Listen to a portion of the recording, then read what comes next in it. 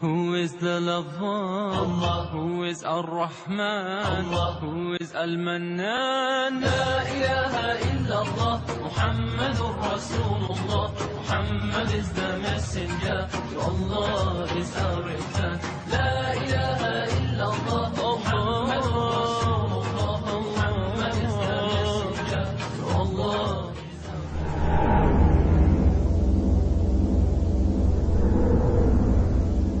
بسم اللہ الرحمن الرحیم۔ سب سے پہلے تو اس سوال کے تجزیے کی ضرورت ہے کہ دین کے تمام احکامات کو صرف اور صرف قرآن پاک سے ثابت کیا جائے۔ یہ کوئی صحیح طریقہ کار نہیں ہے۔ اللہ تعالیٰ نے حضور اکرم صلی اللہ علیہ وسلم کو اس دین کے ایک پیغامبر کی حیثیت سے اور ایک تشریعی حیثیت سے آپ کو دنیا میں بھیجا ہے، اور آپ کے ارشادات کو،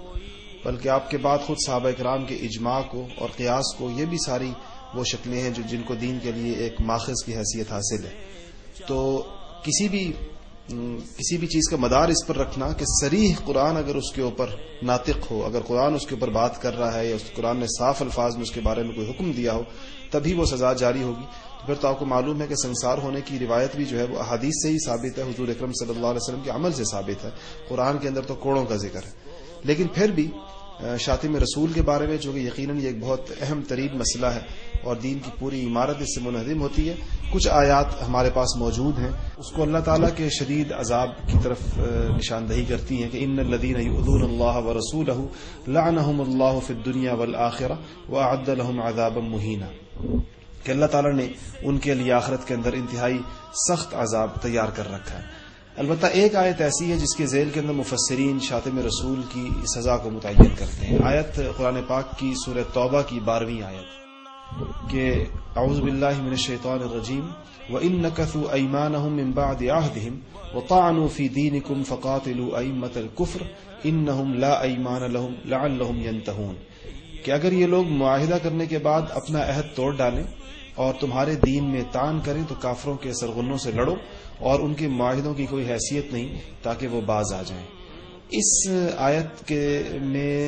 دین میں طعن کرنے والے مجرم کے حق میں کے بارے میں قتل کا حکم ہے، اور جو شخص حضور اکرم صلی اللہ علیہ وسلم کی شخصیت پر طعن کرتا ہے تو وہ در حقیقت دین ہی پر طعن کرتا ہے۔ چنانچہ بہت ہی مشہور اور معروف مفسر علامہ ابن کثیر نے لکھا ہے کہ یہیں سے، اسی آیت سے حضور اکرم صلی اللہ علیہ وسلم کی ذات گرامی کی شان میں گستاخی کرنے والے کے لیے قتل کی سزا ثابت ہوتی ہے۔ تو قرآن پاک کی ان آیات کے مجموعی مزاج کو اور قرآن پاک کے لب و لہجے اور اس کے آہنگ کو دیکھتے ہوئے کسی بھی قرآنی علوم کے ماہر کے لیے یہ فیصلہ کرنا دشوار نہیں کہ قرآن پاک شاتم رسول کے بارے میں اور حضور اکرم صلی اللہ علیہ وسلم کے اوپر کی شخصیت میں کی شان میں گستاخی کرنے والے کے لیے قتل ہی کو تجویز کرتا ہے۔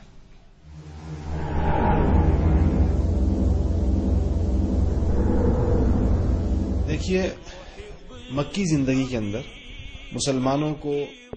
قتل و قتال کی، جہاد کی اور طاقت یا قوت کے استعمال سے ممانعت تھی۔ ہمارا روشن خیال طبقہ سب سے بڑی غلطی یہ کرتا ہے کہ اس دور کے احکامات، جس دور میں مسلمانوں کو اپنا ہاتھ روک کر رکھنے کی اور قوت یا طاقت کے استعمال سے روکا گیا تھا، جس دور میں، جو مکی زندگی کا دور ہے، اس دور کے صبر کے واقعات کو پوری اسلام کی مجموعی مزاج کو بیان کرتے ہوئے اسی کا سہارا لیتا ہے۔ یہ جس بوڑھی خاتون کا قصہ بیان کیا جاتا ہے کہ حضور اکرم صلی اللہ علیہ وسلم اس کو معاف کیا تھا، اس سے زیادہ حضور اکرم صلی اللہ علیہ وسلم کے صبر اور برداشت کے قصے سیرتی کتابوں کے اندر موجود ہیں۔ آپ کی پشت مبارک کے اوپر اوجھڑی رکھی جاتی تھی، جس کو لا کر جس کی وجہ سے آپ کی کمر دوہری ہو جایا کرتی تھی، اور آپ کی صاحبزادیاں خصوصاً حضرت سیدہ فاطمہ الزہرا رضی اللہ تعالی عنہا روتی بھی آتی تھی اور اپنے عظیم اور نامور باپ کی پیٹھ پر سے اوجڑی کو ہٹاتی تھی۔ اس سے زیادہ دلدوز منظر ہے یہ کہ نماز بھی نبی کو پڑھنے نہیں دی جا رہی ہے، اور اس پر کوڑا کرکٹ ڈالنے سے کہیں زیادہ سخت معاملہ جو ہے وہ اوجڑی رکھنے کا ہے، جو غلاظت ہے۔ یہ مکی زندگی کے واقعات ہیں۔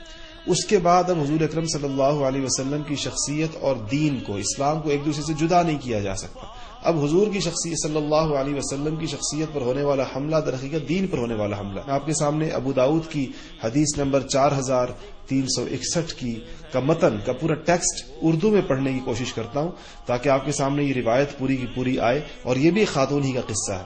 یہ امام ابو داؤد اپنی مشہور سنن نبی داؤد جو صحاح ستہ کی مشہور ترین کتاب ہے، اس کی روایت نمبر یہ 4361 ہے، اور حضرت سیدنا عبداللہ ابن عباس جو حضور اکرم صلی اللہ علیہ وسلم کے چچا زاد بھائی ہیں، وہ روایت کرتے ہیں کہ ایک نابینا شخص تھا، اس کی ایک باندی تھی،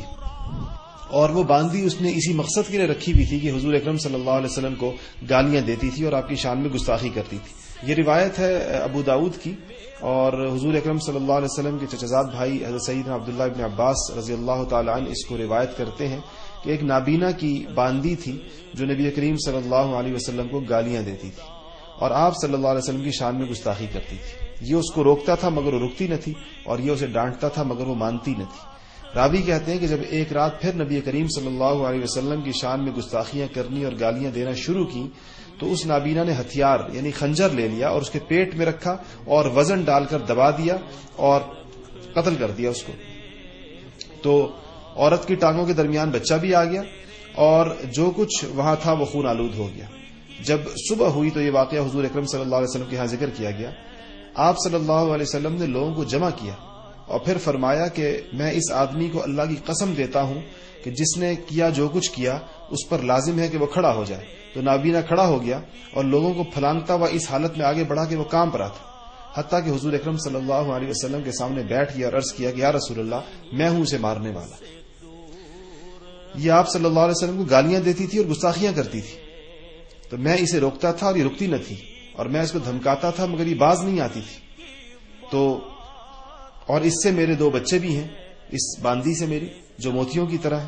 اور وہ مجھ پر مہربان بھی تھی، لیکن آج رات جب اس نے آپ صلی اللہ علیہ وسلم کو گالیاں دینی اور برا بھلا کہنا شروع کیا تو میں نے خنجر لیا اور اس کے پیٹ پر رکھا اور زور لگایا اور اسے مار ڈالا۔ تو لوگوں نے فرمایا، حضور اکرم صلی اللہ علیہ وسلم نے فرمایا کہ لوگوں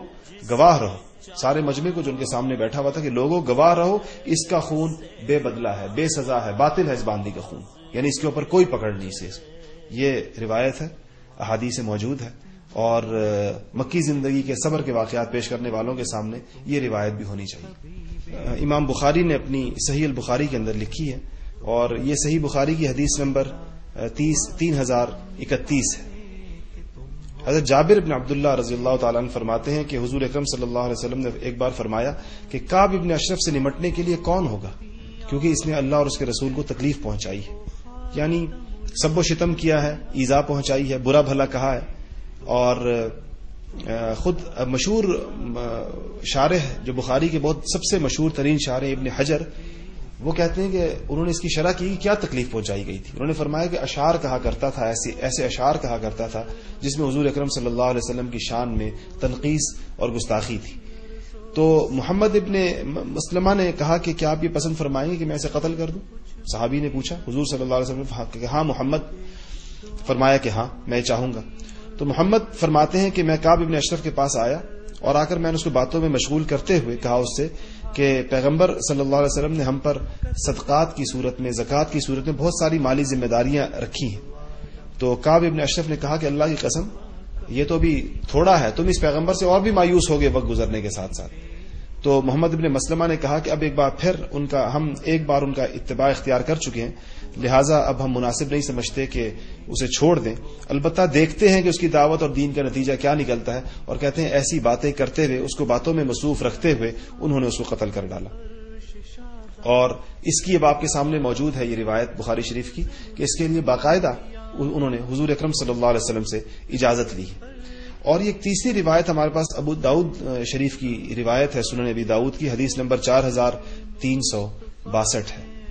اور اس میں حضرت علی رضی اللہ تعالی عنہ فاتح خیبر شیر خدا رضی اللہ تعالی عنہ فرماتے ہیں کہ ایک یہودی عورت رسول اللہ صلی اللہ علیہ وسلم کے حق میں سب و شتم کرتی تھی، برا بھلا کہتی تھی، گالیاں دیتی تھی۔ ایک مسلمان نے اس کا گلا دبا کر اس کو قتل کر دیا۔ رسول اللہ صلی اللہ علیہ وسلم کے سامنے جب معاملہ پیش ہوا تو حضور صلی اللہ علیہ وسلم نے فرمایا کہ اس عورت کا خون باطل اور رائے گاں ہے، حدر ہے، اس کا خون باطل ہے، یعنی اس کے اوپر کوئی اسے بدلہ نہیں لیا جا سکتا۔ اسی طرح میرے سامنے اس وقت کم از کم 8 روایات اس وقت ایسی موجود ہیں کہ جو صراحتاً شاتم رسول کی سزا کو احادیث کی روشنی میں اور حضور اکرم صلی اللہ علیہ وسلم کے ارشادات اور آپ کے